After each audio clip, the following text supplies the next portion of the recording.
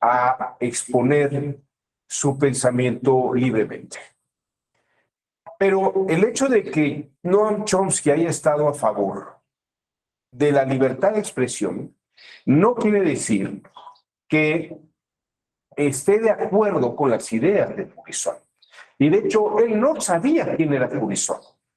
Estos intelectuales franceses tomaron este texto de Chomsky, lo metieron como una especie de prefacio, como una especie de introducción al texto de Faurisson, señalando que tenía derecho a decir lo que se le pegara la gana. Pero el texto de Chomsky no hablaba de Faurisson en concreto, hablaba simplemente de la libertad de expresión y que la gente tenía derecho a la libertad de expresión. Y estos intelectuales franceses lo colocaron. David Nequet, por ejemplo, lo colocó en el prefacio. Lo que ocurrió es que la comunidad que leyó que Chomsky hablaba de libertad de expresión en un libro de François Faurisson, cerró la idea y pensó que Chomsky estaba a favor de las ideas de Faurisson. Incluso lo confrontaron públicamente diciendo que él apoyaba a Faurisson. Y él llegó a contestar: yo estoy apoyando el derecho de Faurisson a su libertad de expresión, pero no estoy de acuerdo con las ideas que él tiene. Entonces le dicen: bueno, entonces, ¿por qué lo apoyan? Aquí lo que quiero que vean es que esto podría parecer contradictorio. Incluso esta misma idea de Chomsky la van a atacar, por ejemplo, gente en Vietnam, donde hay autores que están a favor del régimen vietnamita, hay autores que están en contra del régimen vietnamita y utilizan y citan a Chomsky para decir que Chomsky está de acuerdo con las ideas de estos autores. Pero este es el punto esencial. El pensamiento crítico tiene aquí dos aspectos que me gustaría que revisáramos. Por un lado, el hecho de apoyar la libertad de expresión no va aparejado de sustentar o creer y apoyar las ideas de aquellos que se están defendiendo a su derecho a exponer sus ideas. Yo podría no estar de acuerdo con lo que dicen muchos diputados y senadores, y tampoco podría estar de acuerdo con lo que dice tal vez el presidente de la República, pero no puedo negar que esa persona tiene derecho a decir, y esas personas tienen derecho a decir lo que quieran. Pero eso es muy distinto a que yo apoye estas ideas. Sin embargo, hay algo en los procesos mentales que hace que la gente piense que es una cosa con la otra. Y aquí está precisamente la sesión del día de hoy y el caso del día de hoy. El caso de Noam Chomsky con respecto a la libertad de expresión. Entonces, vamos a, si a ustedes les parece, vamos a compartir este pequeño video para analizar el caso Chomsky-Faurisson. Tal vez hay que decir algo más antes de arrancar. ¿Se ve la pantalla? Sí, ¿verdad? Chomsky es citado en varias partes del mundo. De hecho, déjenme decirles que a la fecha, Chomsky es el autor vivo más citado en la historia de la humanidad.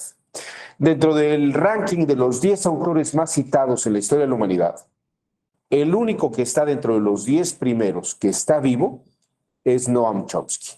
Es decir, estas ideas que ha planteado, entre muchas otras, lo han llevado a ser el autor más citado en la historia. Entonces, más citado vivo, vivo.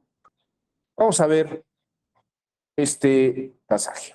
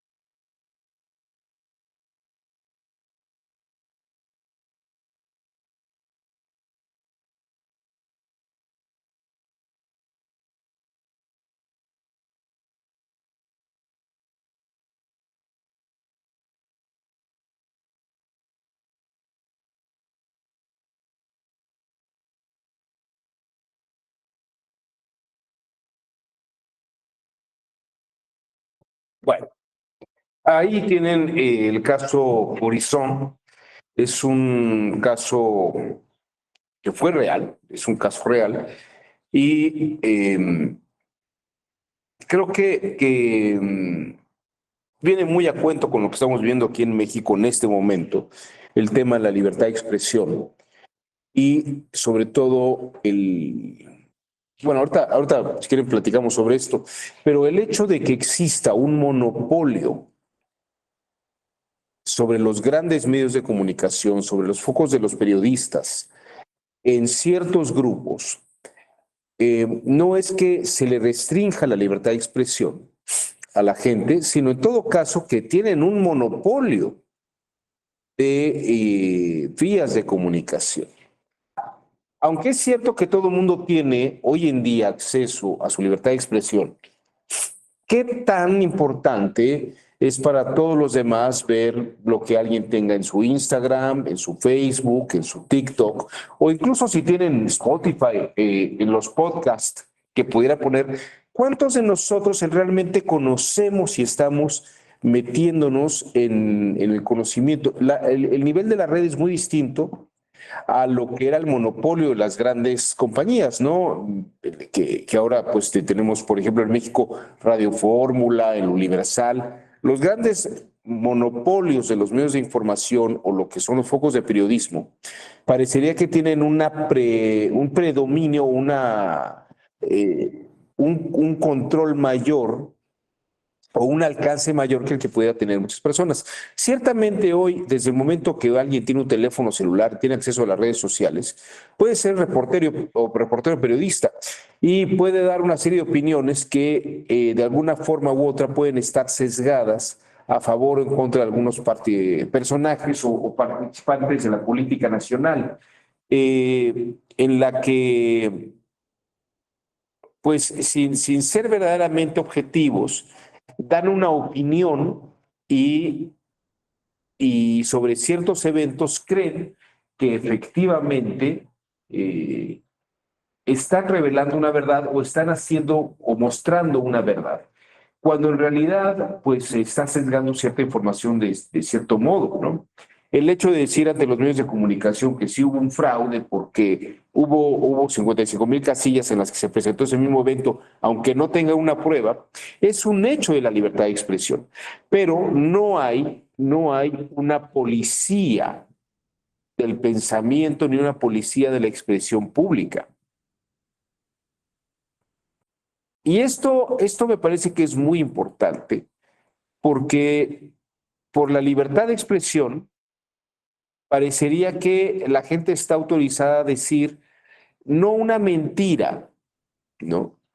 Pero sí a expresar ideas que si no están precisadas o expuestas de una manera, daría la impresión de que están haciendo creer a la gente algo sobre lo que no hay una certeza clara 100%.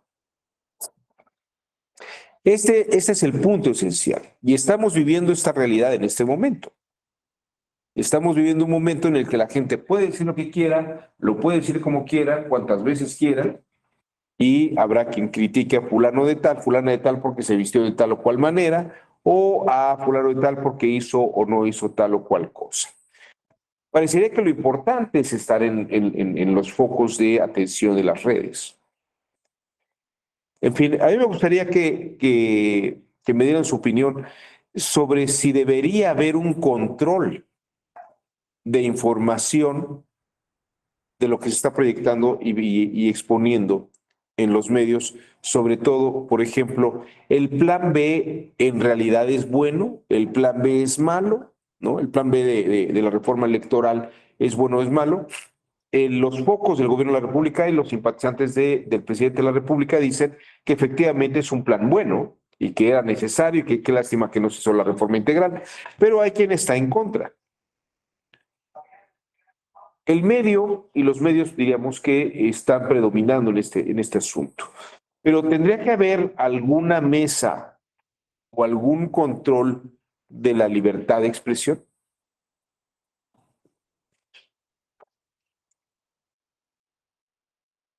José Luis, levanta usted la mano. Le escuchamos. Buenos días. Hola, doctor, buenos días, muchas gracias.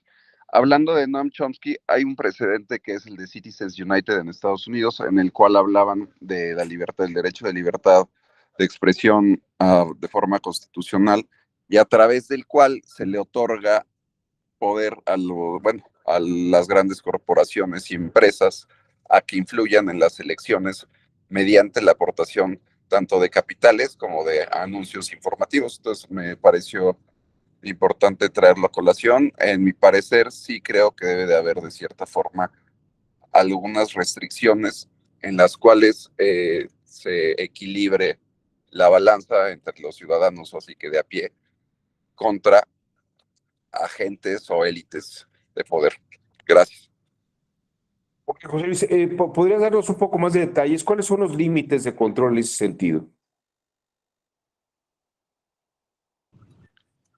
Sí, como tal, el precedente es Citizens United en Estados Unidos y en el cual se establece que la libertad de expresión les permite a las corporaciones tanto financiar campañas como emitir comunicados y publicidad en favor o en contra de candidatos. Ahora, aquí en México hay un cierto control sobre campañas, ¿no? Y sobre todo por difusión que pueden hacer los partidos políticos, pero no hay un límite en cuanto a la actividad de los simpatizantes en redes sociales o incluso en los medios de comunicación, ¿cierto? Cierto, hasta donde yo sé, bueno, aquí el financiamiento privado está bastante limitado de acuerdo a las reglas del juego. Sin embargo, ciertos actores se pasan las reglas del juego por detrás y de esa manera es donde agentes, incluyendo delincuencia organizada, puede llegar a involucrarse en estos aspectos. Muchas gracias, José Luis. Fíjense que Jacques Attali, otro de estos intelectuales contemporáneos, nada más que él es francés, bueno, es de origen argelino, vive en Francia. Jacques Attali incluso es asesor del Banco Mundial y del Fondo Monetario Internacional. Él precisamente decía, ahora durante la pandemia, que era necesario tal vez tener reguladores de información, sobre todo con el tema de lo que se llama una posverdad, ¿no? Eh, eh, a mí me gustaría tal vez señalar en ese sentido que lo que llamamos hoy posverdad no es que uno tenga acceso a que la posverdad sea una mentira, sino que la posverdad permite difundir varias formas de verdad. Es decir, los simpatizantes de una línea, por ejemplo, la línea Horizon, podrían decir que lo que ellos están sosteniendo es una verdad. Y así como tienen derecho a expresarla, para ellos eso es una verdad, aunque científicamente no esté comprobado, pero podría llegar a tener un trasfondo religioso incluso, ¿no? Como decir, los testigos de Jehová tienen una creencia, aunque no está probado científicamente, o cualquier religión puede ser una condición de verdad, de considerar que algo es verdad, aunque no haya una prueba científica. Y, y tal vez el sentido de lo que la prensa, la política y el mundo contemporáneo deben que considerar es que cualquiera tiene derecho a proclamar una creencia, pero no necesariamente decir que tiene la calidad de verdad mientras no se demuestre científicamente como un hecho. Ciertamente hay temas que en la religión son muy complicados porque las religiones no implican temas de verificación científica. Pero sobre todo cuando hablamos de temas de ciencias sociales contemporáneos, sí deberíamos tener estos aspectos de control científico. Y Jacques Attali sostenía eso precisamente, que no es que la gente no pueda decir lo que se le pegue la gana, pero tendría que haber un control que sancionara información que no está verificada. Esto creo que sería muy importante. Eh, si es posible o no es posible, pero ciertamente entramos nuevamente en un tema de que de libertades de expresión. Jesús Alberto, levantaste la mano, te escuchamos. Gracias, doctor. Buenos días a todas y a todos. Pues, en mi opinión, creo que es bastante complicado establecer ese control, porque en ese supuesto tendrías que, pues precisamente constituir un comité, una autoridad que cribara precisamente la información y dijera precisamente qué información es en verdad y qué información es errónea o tiene alguna inconsistencia. Creo, desde mi punto de vista, lo más importante es la responsabilidad de quien consume la información, de verificar que efectivamente es cierta y en todo caso también cuando se trata de información gubernamental o institucional, pues es así. En principio creo que es así, tendría que tener ciertos parámetros de control, porque efectivamente todo lo que se difunde a través del gobierno se supone que debería estar sustentado en hechos y pues obviamente respaldado con datos, con estadísticas y con otra serie de elementos. Entonces, me parece que los que eventualmente sí pudiera establecerse un control sería información de la administración pública, del gobierno, pero en todo caso de la ciudadanía sí me parece pues muy complicado, porque en todo caso pues ya me parece que llegaríamos hasta una cierta censura. Muchas gracias. Muchas gracias, Jesús Alberto. Pero además, fíjate que es curioso lo que estamos viviendo hoy en día, porque incluso hay información gubernamental a la que uno puede tener acceso y las propias autoridades luego la desmienten, ¿no? Como las estadísticas, ¿no? Hay estadísticas y hay datos que salen de oficinas gubernamentales. Y luego es curioso porque a la hora que llegan con los propios titulares de las áreas, dicen, no, yo tengo otros datos, ¿no? Es que esta información sale del mismo gobierno. Pues sí, pero no está bien leída, ¿no? O no está bien interpretada. Eh, Hoy en día estamos viviendo una época en la que incluso los mismos operadores administrativos, los mismos titulares de la administración pública, desmienten la información que viene del mismo gobierno, ¿no? Julio César, algo ya se dijo aquí que te, que te motivó. Adelante, te Hola, doctor. escuchamos. Gracias. Hace algunos años también Noam Chomsky este, publicó las 10 estrategias de la manipulación mediática. Y ahorita que comenta esto me llama la atención. La estrategia a diferir, donde creo que se utiliza mucho lo que acabo de mencionar, que es la libertad de expresión.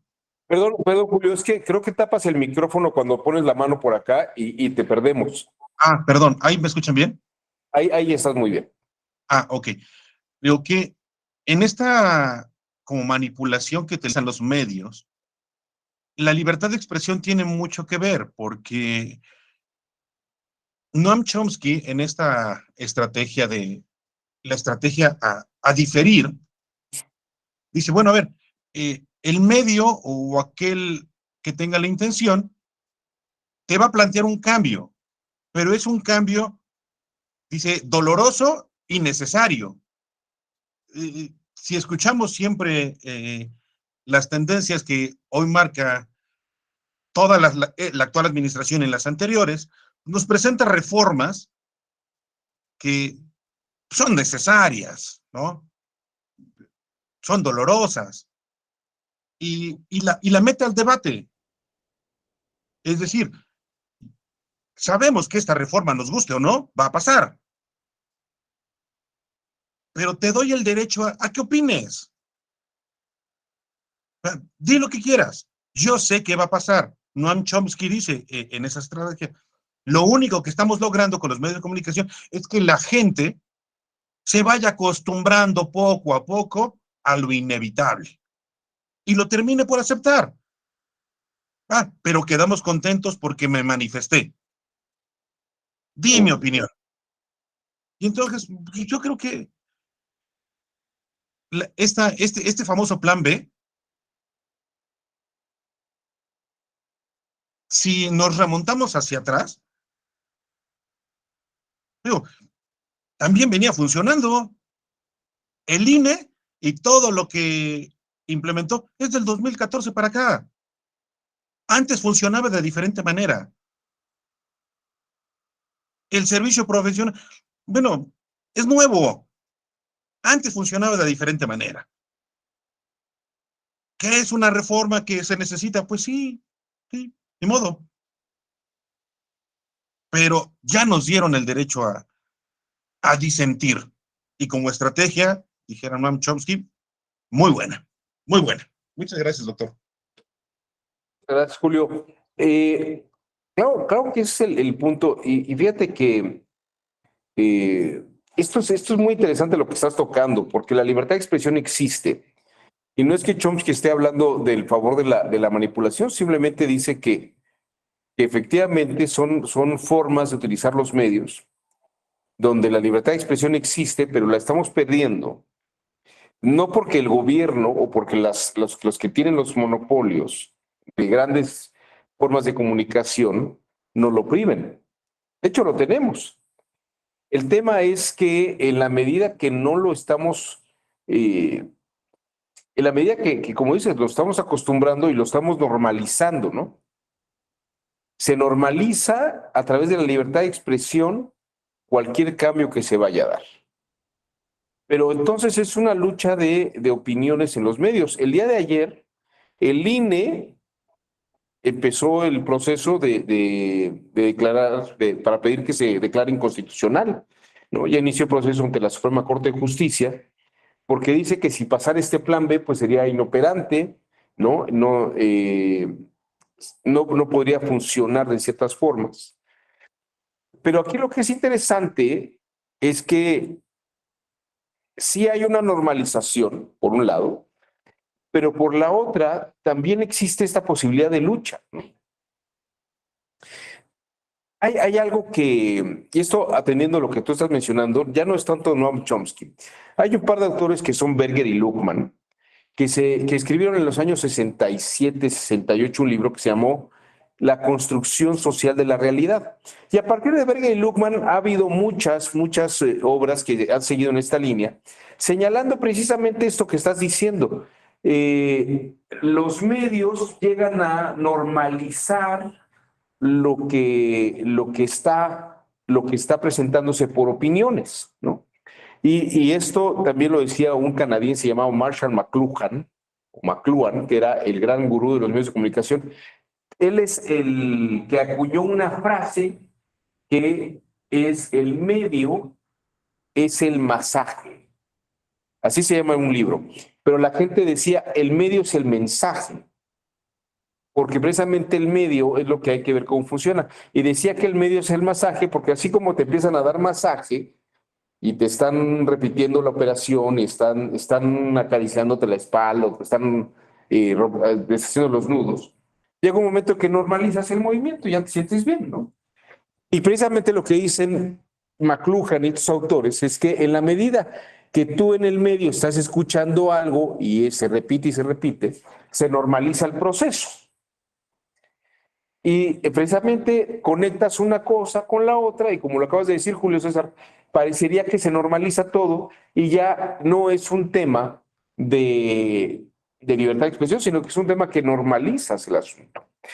Pero el meollo aquí es en qué medida lo dejas normalizar o tienes que estar luchando, precisamente oponiéndote o normalizando la parte de oposición, que creo que es una de las cosas que hemos vivido en este sexenio.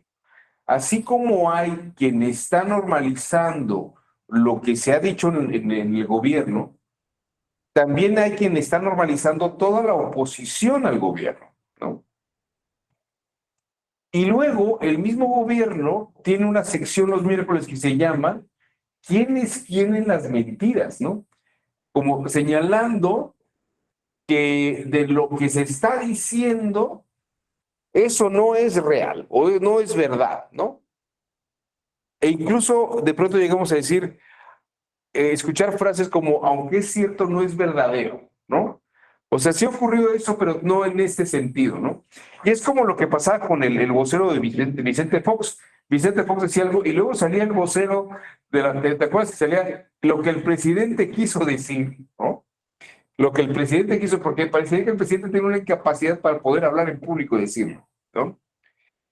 Pero aquí es donde está, con esta exposición de Chomsky, les quiero mostrar dónde está el foco, el centro del huracán del pensamiento crítico contemporáneo. El pensamiento crítico está precisamente en la lucha del sentido de lo que se está transmitiendo en los medios, y no solamente en los grandes medios de comunicación o por los grandes medios de comunicación, sino por ya las redes sociales, donde yo no sé si hay gente que lo haga de a gratis o no, pero hay una gran cantidad de pequeños reporteros o comentaristas o influencers o youtubers o lo que ustedes quieran, que precisamente están dedicados, digo, no sé si les paguen o no, a difundir perspectivas buenas sobre o malas sobre ciertos asuntos.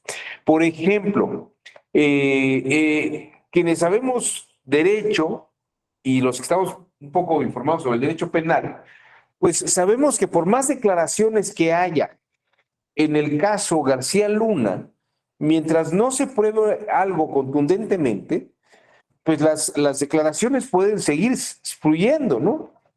Y pues son personas que a lo mejor uno pensaría que están diciendo lo que quieren decir porque saben que les van a reducir la pena y son grandes delincuentes. Y de pronto aparece, por ejemplo, el día de ayer apareció un personaje de la DEA diciendo que él estaba informado sobre estos sobornos a García Luna. Tampoco presentó pruebas, pero está diciéndose. Entonces, lo que encontramos de pronto en TikToks, Instagrams, Facebook, Twitters, son personas que de pronto están diciendo, ya es un golpe mortal para Felipe Calderón porque ya cayó, ahora sí hubo alguien de la DEA.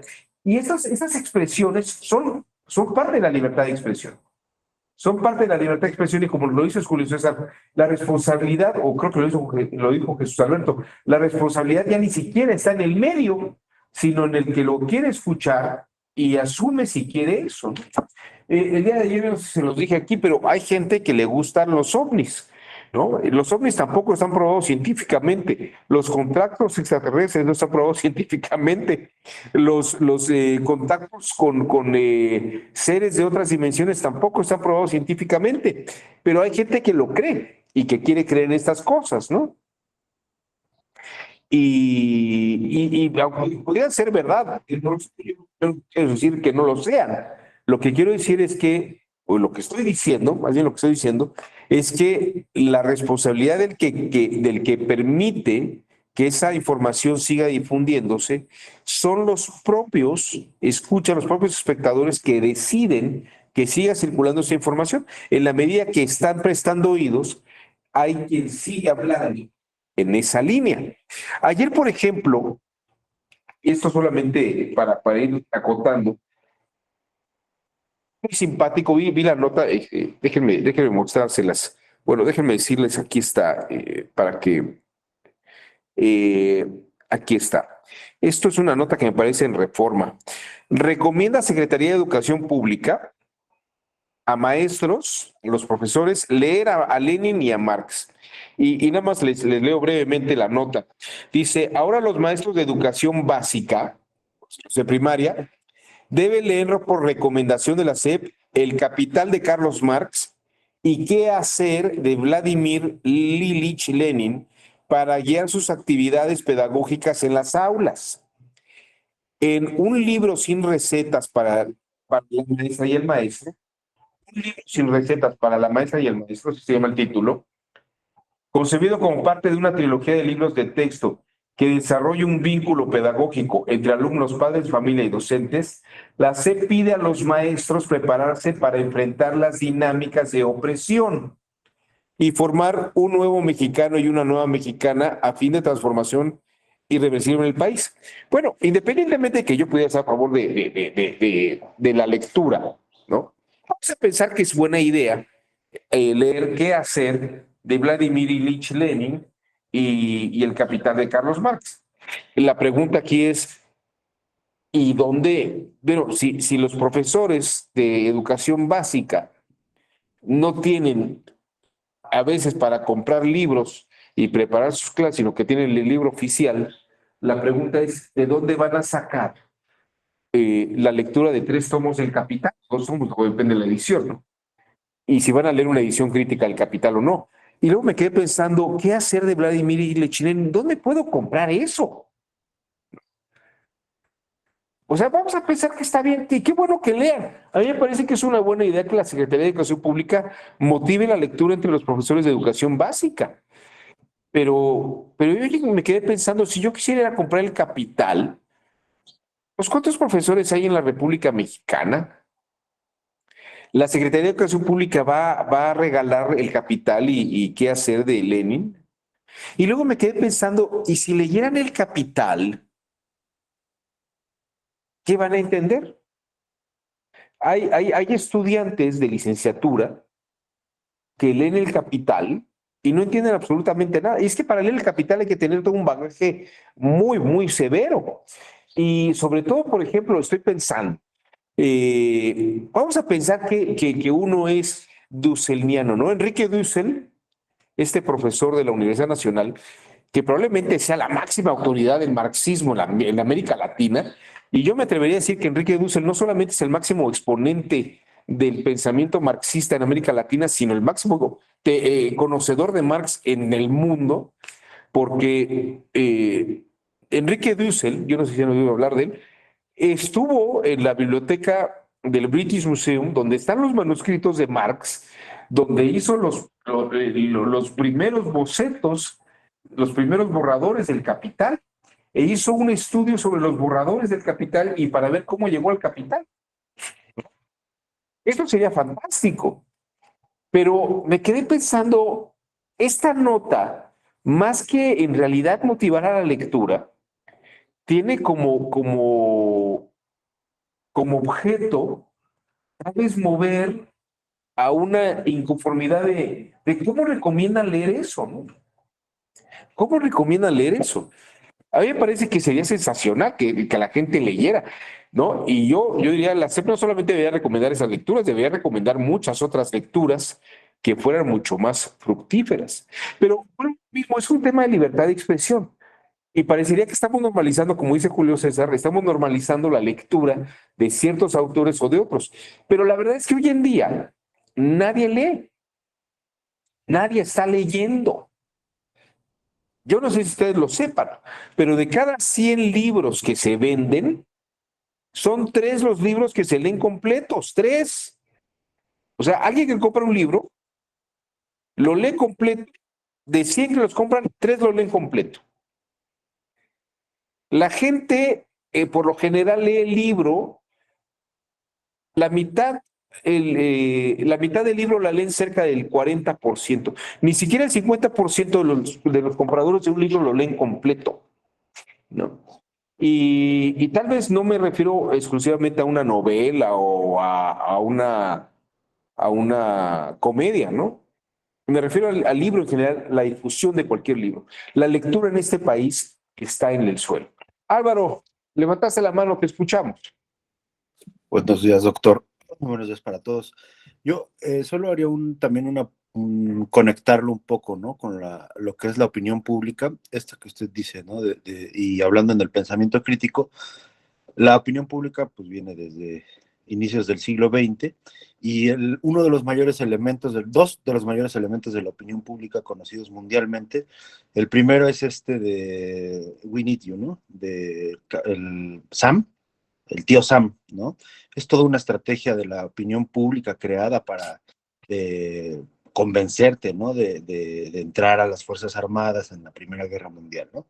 Y la segunda, que es la todavía más conocida y que viene a retomarse ahora en esta etapa de la famosa posverdad, que no tanto es de Alemania, se llevó a cabo más en Alemania, pero es una teoría más norteamericana, repito una mentira hasta que se vuelve una verdad, ¿no?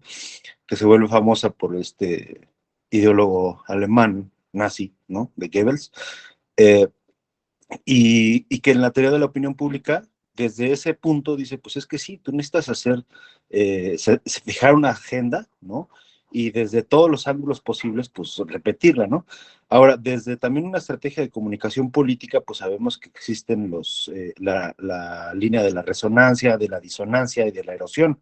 Entonces, ahora que usted menciona esto otra vez de que pues sí, pues lo que están diciendo pues, es que lean, ¿no? Les recomiendan que lean tal vez a dos autores identificados con una corriente ideológica, y lo que yo entendería, o desde un pensamiento crítico, de, bueno, lo único que están buscando hacer es una resonancia, ¿no? ¿Resonancia qué? Bueno, pues es que tenemos un gobierno con tintes chavistas y todo esto, ¿no? Entonces, por eso es que a mí me llama mucho la atención, siempre que los leo o las veo, las notas, también la vi ayer, y dije, pues casi entendí lo mismo, y dije, pues sí, pues para empezar, consíganlo, ¿no? Y después léanlo, porque, vaya, lo encuentras, estoy seguro que en una de esas Fondo de Cultura Económica lo regalan, ¿no? Porque también se les ocurre cada cosa que bueno. Y finalmente, sí, yo me iría más por esta parte también de la opinión pública, donde sí muchos de los elementos que hoy estamos viendo en la comunicación política, pues provienen desde ahí, ¿no? O sea, cómo establecer la agenda, cómo mantenerte, cómo ahora sí que hacer que se confronten en la disonancia o en la erosión, cómo vamos a hacer que se confronten los dos puntos, ¿no? Entonces, que eso es lo que yo creo que está pasando mucho. Y del doctor Dussel, bueno, ahora su hijo, el otro Dussel Jr., pues es también uno de los más grandes conocedores de lo que es China, ¿no? Entonces, es interesante también cómo a veces ciertos personajes se hacen de alguna verdad y debo querer decir que no es así, pues también te dicen, bueno, ¿tú quién eres para cuestionarlo, no? Y entonces ahí es donde dices, pues no, que muy pensamiento crítico. Concluyo, doctor. Gracias. Muchas gracias a ti, Álvaro. Antes de dar la palabra a Laura, me gustaría hacer un par de observaciones a lo que acabas de decir, Álvaro. Yo efectivamente aprecio mucho el trabajo de Enrique Dussel y, y después de leer a Enrique Dussel me declaré incluso marxista. Pero yo no sé si a los marxistas les guste la interpretación de Enrique Dussel, porque les voy a decir una cosa. Tal vez los que no están muy informados, Enrique Dussel tiene unos textos que se llaman Las metáforas religiosas de Carlos Marx. Y Enrique Dussel, y hay un par de conferencias interesantes, incluso hay una entrevista que se le hizo a Enrique Dussel hace poco, bueno, hace como unos 3, 4 años, donde habla de su descubrimiento. Enrique Dussel, para empezar, era un argentino, bueno, es un argentino, me parece, que estudió en la Universidad de Navarra, que es una universidad del Opus Dei, ¿no? Y además, Jacinto Choza, que creo que fue su director de tesis, también fue miembro del Opus Dei.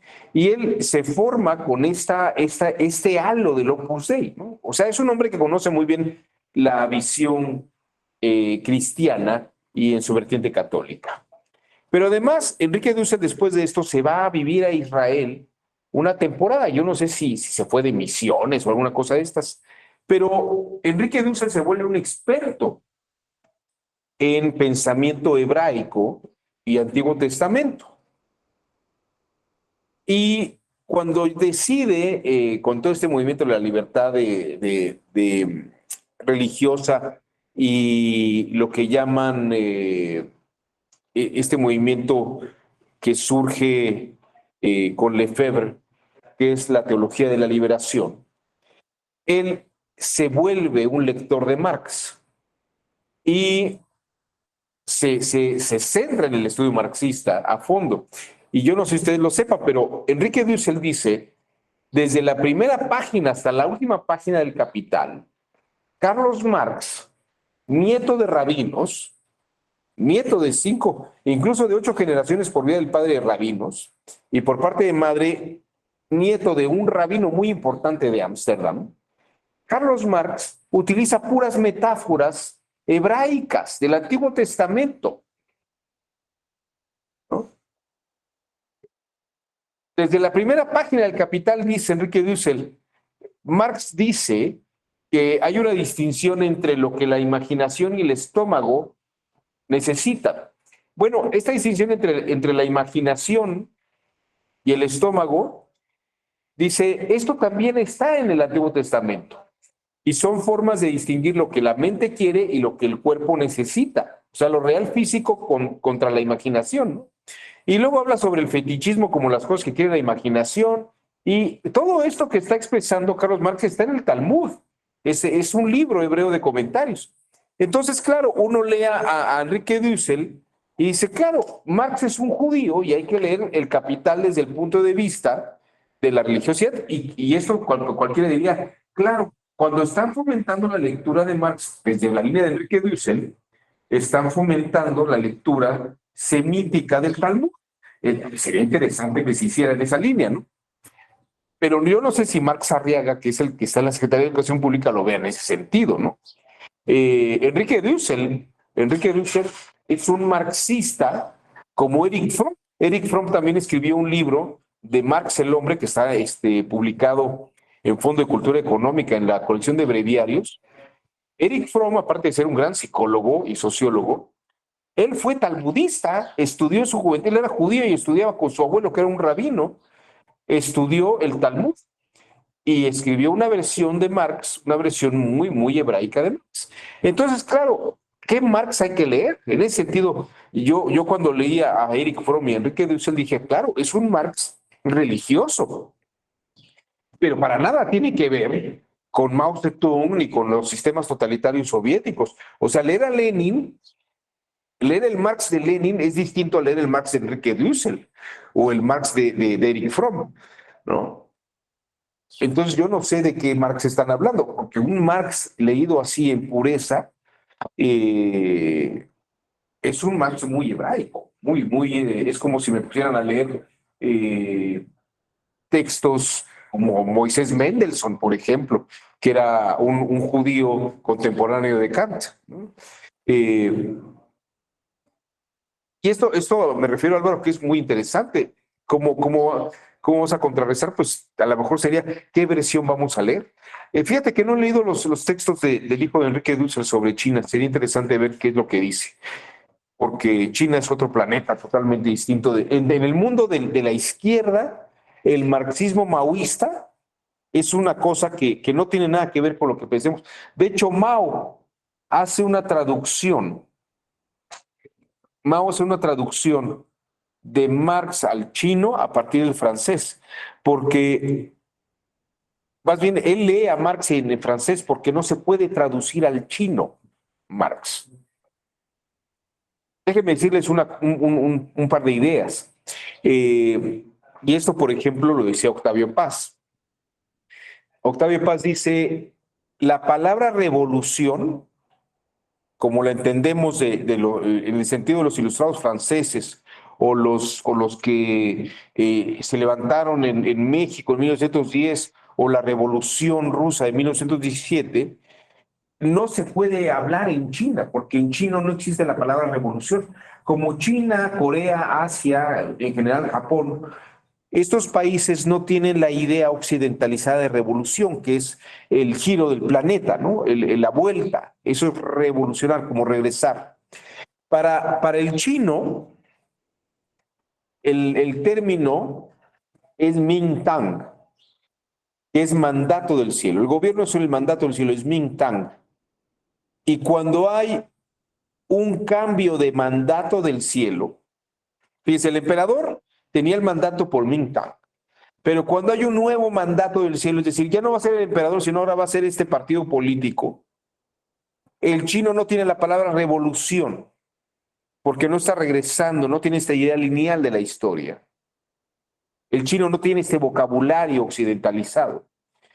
Utiliza una palabra que es el Kuomintang. El Kuomintang es el nuevo orden celestial, el nuevo mandato del cielo. Pero sigue siendo el cielo el que está influyendo en la tierra, ¿no? Entonces, cuando Marx habla de revolución, Mao Zedong lo lee en francés. Mao era un hombre más culto porque entendía el francés y decía, claro, pero es que esta palabra de revolución no existe en chino. ¿Cómo se la traslado al chino? ¿Cómo vamos a hacer un mandato del cielo? Pero el cielo nos está dando la autoridad. Entonces, es otra forma de entender la idea revolucionaria. Estos son los detalles del pensamiento crítico, ¿no? Pensar de qué otra forma puede ser, pero pues pensemos esas otras formas de que puede ser, ¿no? Fíjense, ahorita nos le recomendaron leer a Marx, y digo, bueno, hagámoslo de una manera crítica. Que Marx, el Marx de Mao, el Marx de Lenin, nos dicen que hay que leer a Marx como lo leía Lenin, o hay que leer a Marx como lo hace Enrique Dussel, ¿no? O como lo leyó Erich Fromm. Es más, yo estaría de acuerdo con lo que dice Marx Arriaga, pero que también a la vez lo lean desde un punto de vista como Erich Fromm, ¿no? O me va a decir que solamente hay que leerlo como lo leía Lenin. Tal vez Lenin tenía un Marx muy sesgado. Habría que ver todas estas cosas, pero fíjense que este planteamiento ya es crítico. En el momento que yo digo, no, ¿cómo que ataca cómo que permite la lectura de Marx o de Lenin? Ahí no hay crítica. O sea, no hay un pensamiento crítico. Hay un pensamiento reactivo, pero no hay un pensamiento crítico. El plan B va a pasar. No, el dinero no se toca. Es un pensamiento reactivo, pero no es un pensamiento crítico. Los pensamientos reactivos no son críticos. El pensamiento crítico piensa a partir de dónde. ¿Por qué es esta posibilidad y no esta otra? O en esas posibilidades, ¿qué posibilidades hay? Y hablando del Talmud, por ejemplo, hay una cosa que creo que es muy interesante. El Talmud es un libro de pensamiento crítico. Porque fíjense que la pregunta es, no qué dice, sino lo que uno se preguntaría es, ¿por qué está diciendo lo que está diciendo? De la forma en que lo está diciendo. A partir de eso empieza el pensamiento crítico. ¿Por qué decidió decir esto de esta manera?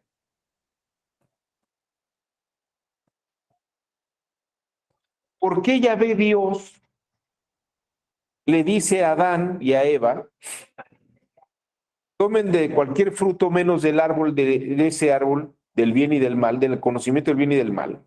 Porque el día que comáis de él, moriréis. ¿En qué sentido está diciendo eso? ¿Por qué lo está diciendo así?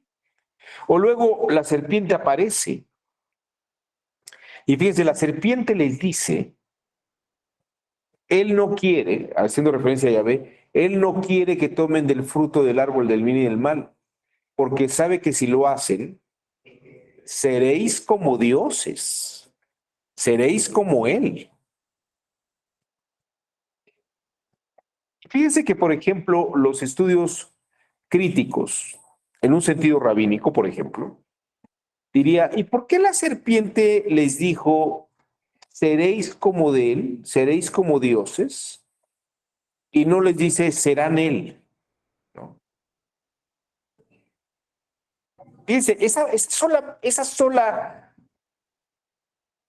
detección de por qué utilizó ese verbo y no utilizó este otro.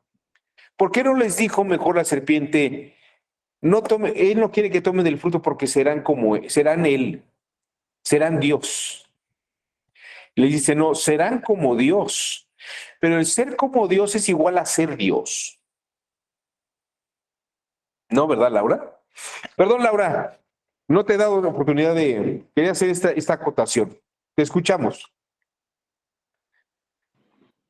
Sí, muchas gracias, doctor. Es que yo quisiera retomar porque se habla de la libertad, se hablaba de la libertad hace unos minutos, se hablaba de la libertad de expresión, pero me parece que a veces no se diferencia sobre el sujeto, la persona que ejerce esta libertad de expresión respecto a su calidad de derecho privado o en su calidad de servidor público, ¿no? Me parece que son diferentes este ejercicio y de hecho pues ya lo ha dicho la propia Corte, ¿no? En diferentes sentencias. Cuando esta libertad de expresión se ejerce por un servidor público, estamos hablando de la existencia de un poder deber, ¿no?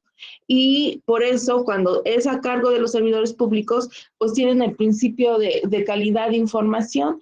Por eso todos los pronunciamientos que se emiten deben estar sujetos a rectificación, deben ser veraces, deben ser confiables, deben ser verificables y en forma clara. Ello, pues, en relación con el ejercicio de acceso a la información por parte de la ciudadanía, ¿no? Entonces, no es, me parece que a veces esa línea tenue se dibuja con el tema de que todas las personas tienen libertad de expresión, sí, pero cuando se trata de un servidor público hay un deber, ¿no? Se está ejerciendo en calidad de ese cargo, entonces debe estar sujeto a ciertos parámetros de mayor exigencia, ¿no? Eso es todo lo que quería comentar. Muchísimas gracias.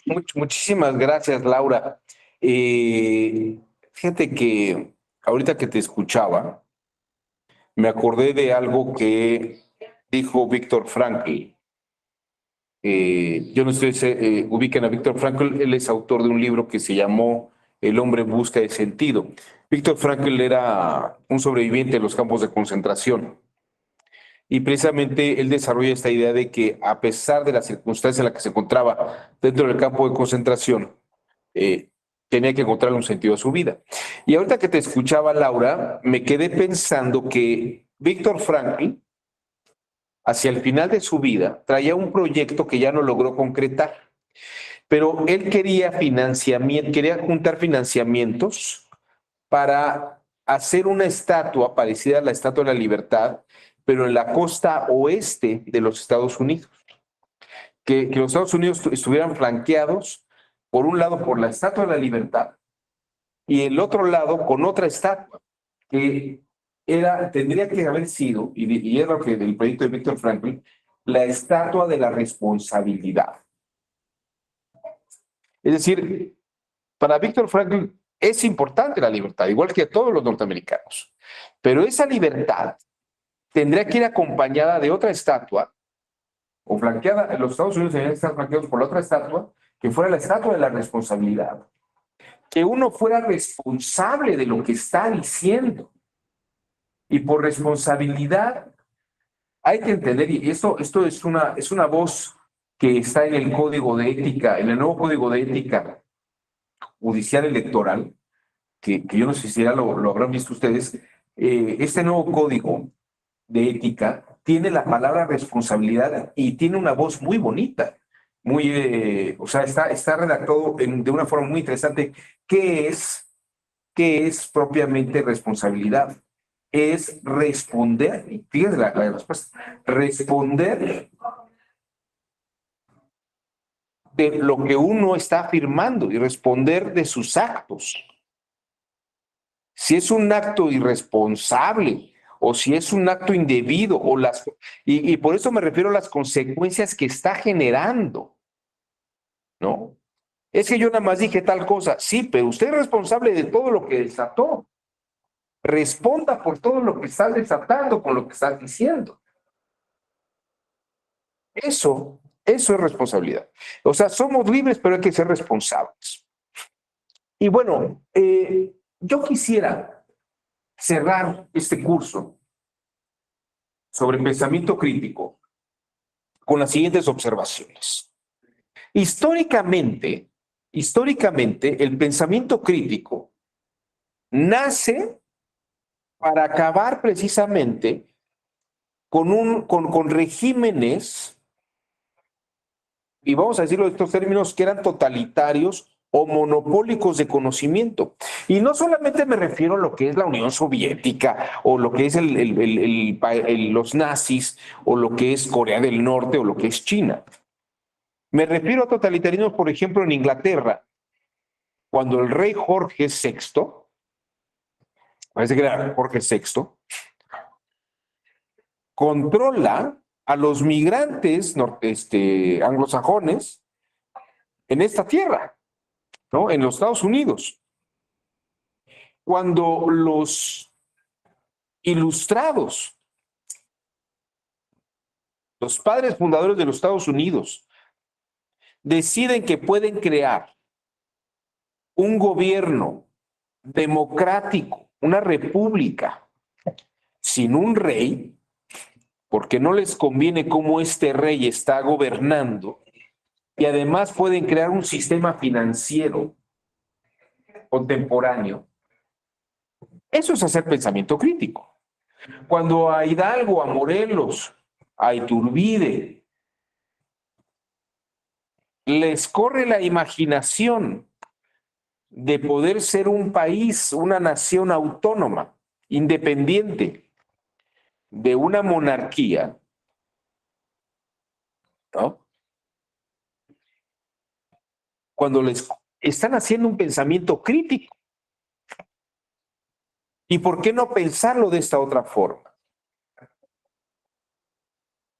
El pensamiento crítico es lo que hizo que a los científicos se les diera la opción de pensar de otra forma, ¿no? Y si la Tierra gira alrededor del Sol y no el Sol alrededor de la Tierra, eso es otra forma. Es pensar que tan viable es esto.